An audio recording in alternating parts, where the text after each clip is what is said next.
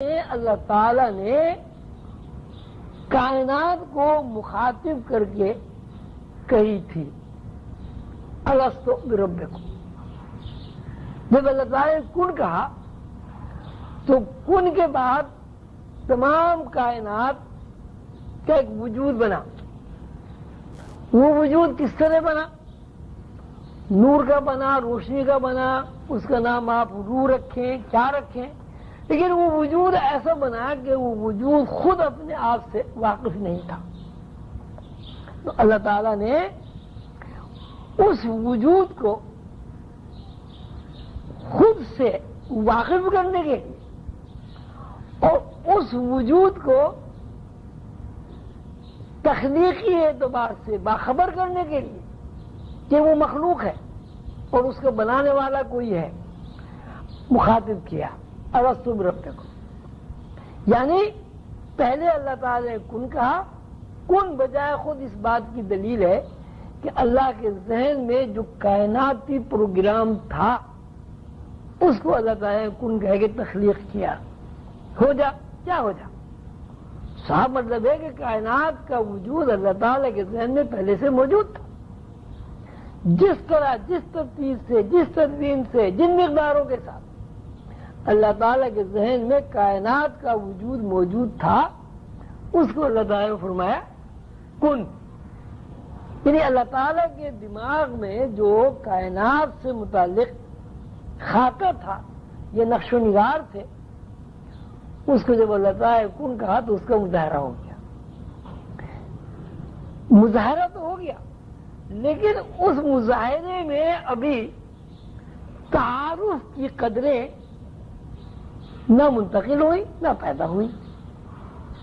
تو اس تعارف کے لیے اللہ تعالی نے جب کن کہا کائنات کو، تو اس کن سے وجود میں آئی ہوئی کائنات کو متعارف کرانے کے لیے اللہ تعالیٰ نے فرمایا الستو بربکم، میں تمہارا رب ہوں۔ بلکہ اس کا اردو قدم بابا رحمۃ اللہ علیہ نے ترجمہ یہ نہیں کیا کہ میں تمہارا رب ہوں، بلکہ وہ فرماتے ہیں کیا میں تمہارا رب نہیں ہوں؟ کیا میں تمہارا رب نہیں ہوں؟ یعنی زور اس بات پر ہے کہ کائنات کے افراد سوچ کر سمجھ کر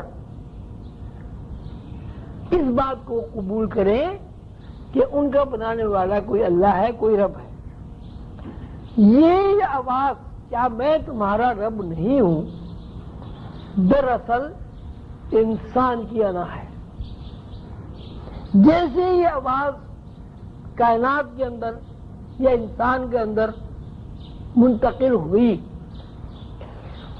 تو انسان کے اندر سماعت کا ایک تصور ابھرا، آواز سنی تو جیسے ہی سماعت کا تصور ابھرا تو کان کی شکل و شبہات، یہ کان کے ڈائمینشن تخلیق ہو گئے جو بھی اللہ تعالیٰ کے ذہن میں تھا۔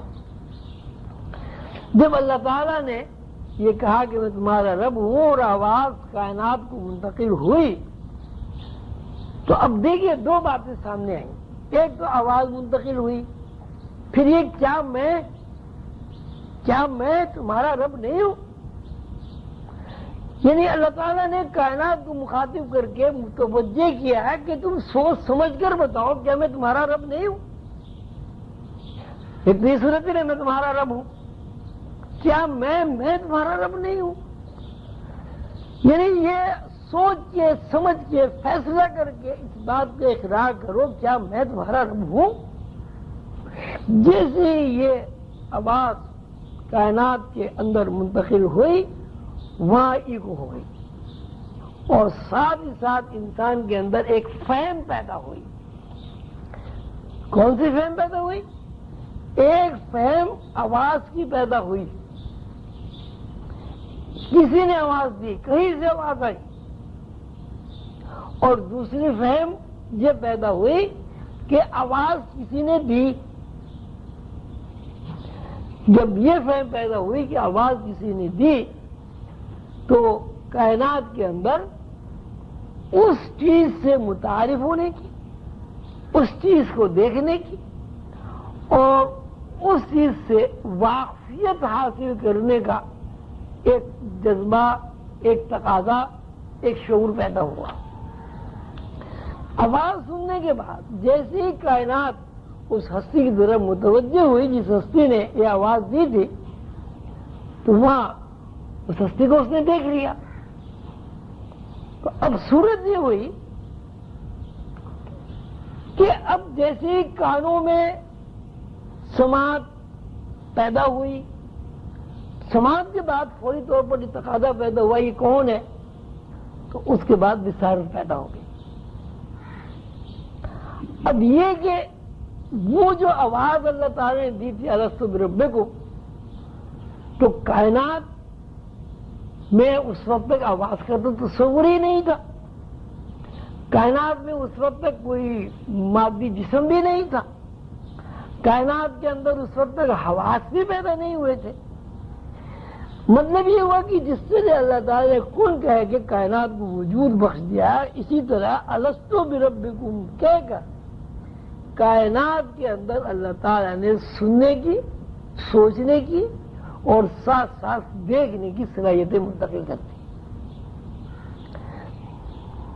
پہلے آواز آئی، آواز کی طرف جب کائنات متوجہ ہوئی، بصارت نے کام کیا، اور جیسے ہی بصارت نے کام کیا تو انسان کے اندر یا پوری کائنات کے اندر قوت نطق یا کسی چیز کو رد کرنے کی، کسی چیز کو قبول کرنے کی اور کسی چیز کو بیان کرنے کی صلاحیت پیدا ہوگی، اور اس صلاحیت کی بنیاد پر کائنات نے قالوا بلا کہا کہ جی ہاں ہم اس بات کا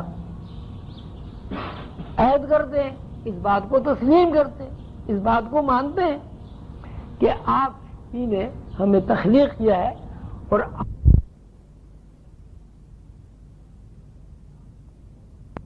اعتراف کر لیا کہ آپ ہمارے رب ہیں، ہم مخلوق ہیں۔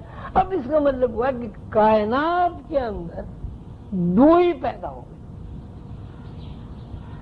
یعنی کائنات کا جو وجود انفرادیت پر قائم تھا کن کے کہنے کے بعد، اس کے اندر دو رخ متعین ہو گئے۔